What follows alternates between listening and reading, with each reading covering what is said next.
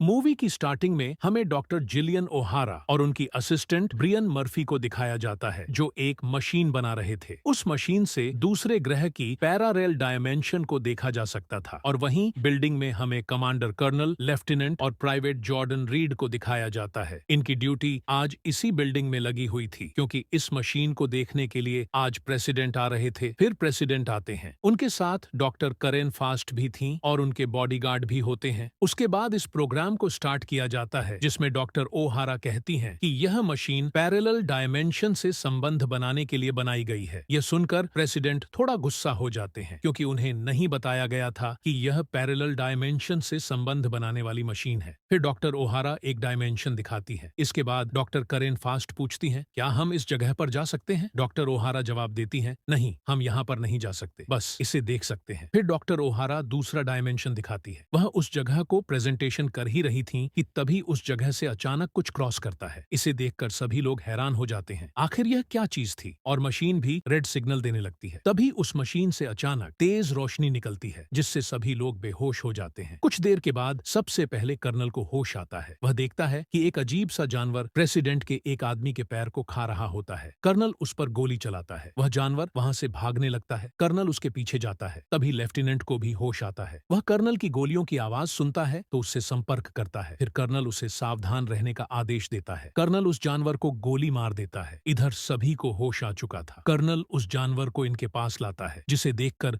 सभी के होश उड़ जाते हैं। यह सब देखकर प्रेसिडेंट गुस्से में वहां से जाने लगते हैं, लेकिन कमांडर कर्नल उन्हें रोकने की कोशिश करता है। जैसे ही वह दरवाजा खोलते हैं तो देखते हैं कि वे लोग किसी अलग ही जगह पर पहुंच गए हैं। वहां पर पूरा जंगल ही जंगल था। तभी प्रेसिडेंट पर एक भयानक जानवर तेजी से आता है और उनके शरीर को दो टुकड़ों में कर देता है। कमांडर कर्नल और उनके साथी यह देखकर शॉक हो जाते हैं। उनकी ही बिल्डिंग का कुछ हिस्सा यहाँ पर आया हुआ था। वहीं जानवर फिर से वहां आ जाता है, जो काफी बड़ा था। कर्नल और उनके बाकी साथी उस पर धड़ाधड़ गोलियां चलाते हैं, लेकिन उन गोलियों का उस पर कोई असर नहीं होता। फिर वे लोग दरवाजे को बंद कर देते हैं। कुछ देर बाद वहां बिल्कुल शांत हो जाता है, क्योंकि वह जानवर वहां से चला गया था। यह सब देखकर सभी को समझ आ जाता है कि यह सब इस मशीन के कारण हुआ है और ये सभी लोग एक अलग ही दुनिया में आ गए हैं, जहां पर पृथ्वी जैसा जीवन तो है, लेकिन यहाँ रहना खतरे से खाली नहीं है। फिर ये लोग कहते हैं, अगर यह मशीन हमें यहाँ लाई है तो यहाँ से वापस भी ले जा सकती है, लेकिन अब मशीन खराब हो चुकी थी। डॉक्टर ओहारा कहती हैं, इसे ठीक किया जा सकता है। डॉक्टर करेन कहती हैं, हमें इस ग्रह को एक्सप्लोर करना चाहिए। डॉक्टर ओहारा कहती हैं, ऐसा करना हमारी जान को खतरे में डाल सकता है। लेकिन कर्नल भी इस जगह के बारे में जानना चाहते थे। फिर commander colonel, lieutenant, private Jordan और डॉक्टर करेन फास्ट जंगल में चले जाते हैं। थोड़ी दूर जाने के बाद उन्हें एक पेड़ के अंदर उसी बिल्डिंग के बाहर का लाइट वाला हिस्सा दिखाई देता है। इसे देखकर वे और भी हैरान हो जाते हैं। फिर वे आगे बढ़ते हैं। यह जंगल बिल्कुल पृथ्वी के जंगल की तरह था। इधर बिल्डिंग में डॉक्टर ओहारा और उनकी असिस्टेंट उस मशीन को ठीक करते हुए दिखते हैं, लेकिन वह मशीन ठीक नहीं हो रही थी। वहीं हमें माइकल्स और लेसी दिखाए जाते हैं। वे दोनों उस जानवर के पास खड़े होकर बात कर रहे होते हैं। अगर हम यहाँ से जाने में कामयाब होते हैं तो इस जानवर को भी अपने साथ ले जाएंगे। इसे एक टूरिस्ट पार्क में रखकर खूब पैसे कमाएंगे। तभी माइकल्स उस जानवर के शरीर में पेन चुभो देता है। उसके शरीर से तेज तरल पदार्थ निकलता है, जो लेसी के सिर पर गिर जाता है। इससे उसका सिर गड्ढा हो जाता है और उसकी मौत हो जाती है। यह देखकर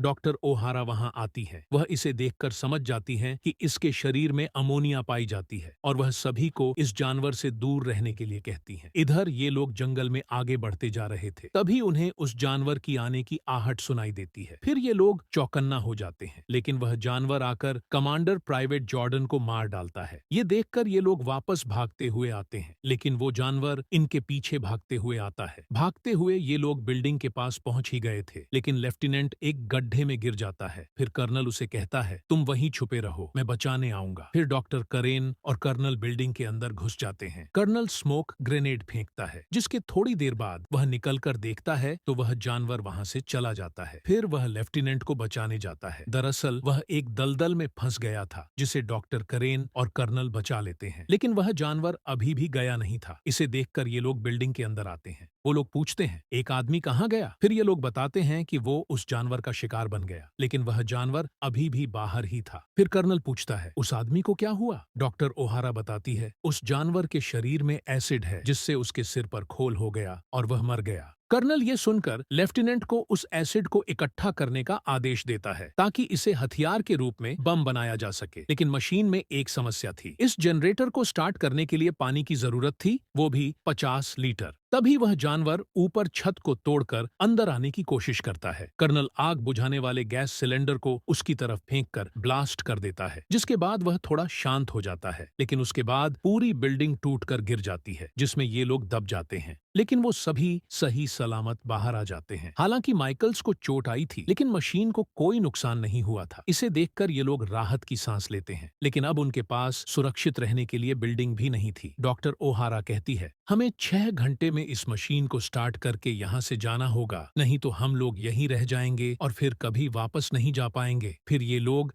जंगल में पानी ढूंढने के लिए आगे बढ़ते हैं। ब्रियन मर्फी मशीन को पकड़ा हुआ था, लेकिन उसमें से कुछ लीक हो रहा था, बट इन्हें कुछ पता नहीं था। ये लोग आगे बढ़ते हैं तो इन्हें एक अलग ही नजारा देखने को मिलता है। एक बिल्डिंग जैसा भी कुछ नजर आ रहा था। इसे देखकर डॉक्टर करेन वहां जाकर इसे एक्सप्लोर करना चाहती है। उसे लगता है कि यहाँ कोई एलियन रहता होगा जो इसी ग्रह का होगा। डॉक्टर ओहारा को एक टूटे हुए पेड़ दिखाई देता है। उन्हें लगता है कि वहाँ पानी होगा। अब डॉक्टर करेन अलग चाहती थी और डॉक्टर ओहारा अलग। इनके बीच बहस होती है कि हमें यहाँ जाना चाहिए या वहाँ। फिर डॉक्टर करेन वहाँ से अलग जाने की सोचती है। फिर कर्नल लेफ्टिनेंट को डॉक्टर ओहारा के साथ पानी ढूंढने को कहता है और वह खुद डॉक्टर करेन के साथ उस बिल्डिंग की तरफ जाता है, क्योंकि वहाँ पे भी पानी हो सकता था। फिर ये लोग अलग अलग जाते हैं और कहते हैं कि जिसे पानी मिलेगा वह इन्फॉर्म करेगा। फिर दोनों पार्टी अलग अलग रास्ते पर जाती हैं। इधर लेफ्टिनेंट साइड उन्हें आगे जाकर एक पानी वाली जगह मिलती है, लेकिन वहाँ पे बहुत ही कम पानी था। लेकिन वो पानी कहीं से आ रही थी। वे आगे बढ़कर देखते हैं तो पानी तो मिलता है, लेकिन एक जानवर उस पानी को पी रहा था। फिर ये लोग वेट करना सही समझते हैं। इधर कर्नल साइड एक वही जानवर था जो अपने अंडे की रक्षा कर रहा था। लेफ्टिनेंट कर्नल को कॉल में बताता है कि उन्हें पानी मिल चुका है। फिर डॉक्टर करेन अभी भी इस बिल्डिंग की तरफ जाने की जिद में थी। तभी वह जानवर वहां से चला जाता है। फिर ये लोग उसके अंडे के पास जाते हैं, जहां पर बहुत बदबू थी, क्योंकि उनके अंडे में अमोनियम एसिड पाया जाता है। कर्नल पहले ही बोल चुका था कि उसके अंडे को कुछ भी मत करना। तभी वहां पे वो जानवर फिर से वापस आ जाता है। फिर ये लोग भागने लगते हैं, लेकिन अचानक भागते हुए उनके सामने वह जानवर आ जाता है। लेकिन वह अभी उन्हें कुछ नहीं कर रहा था, क्योंकि माइकल्स उसके एक अंडे को पकड़कर लाया हुआ था। फिर कर्नल उस अंडे को वापस लौटाने को कहता है, लेकिन माइकल्स बहुत डर गया था, जिससे कि उसके हाथ से अंडा नीचे गिर जाता है और फूट जाता है। उसके बाद वह जानवर माइकल्स को मार डालता है। फिर कर्नल और डॉक्टर दोनों वहां से भाग जाते हैं। फिर एक जगह रुकते हैं। अब वह जानवर उनका पीछा नहीं कर रहा था। फिर कर्नल जल्दी लेफ्टिनेंट की तरफ जाने को कहता है, लेकिन डॉक्टर करेन को वही बुखार चढ़ा हुआ था कि वह उस बिल्डिंग की साइड जाएगी और वहां पर क्या है ये जरूर देखेगी। कर्नल उसे रोकने की कोशिश करता है, लेकिन वह मानने को तैयार नहीं थी। फिर कर्नल अपना वॉकी टॉकी उसे देता है और ध्यान रखने को कहता है। फिर डॉक्टर बिल्डिंग की तरफ जाती है और कर्नल लेफ्टिनेंट के पास जाता है। इधर लेफ्टिनेंट उस जानवर को पानी वाली जगह से भगाने के लिए स्पाई बॉम्ब का इस्तेमाल करता है और उसे भाले जैसी चीज से बांधकर उस पर हमला करता है, लेकिन वह बॉम्ब का फ्यूज बुझ जाता है। उसके बाद वह जानवर लेफ्टिनेंट की तरफ भागता है। लेफ्टिनेंट एक पेड़ के पास जाकर रुकता है, लेकिन अचानक वहां पे कर्नल आता है, जिसे देखकर लेफ्टिनेंट एक बार के लिए डर जाता है। तभी वह जानवर भागते हुए आकर लेफ्टिनेंट पर हमला कर देता है। कर्नल उस पर गोली चलाता है, मगर आपको तो पता है कि गोली उसका कुछ नहीं बिगाड़ती। लेफ्टिनेंट कर्नल को वहां से भागने को कहता है, लेकिन कर्नल अपने दोस्त को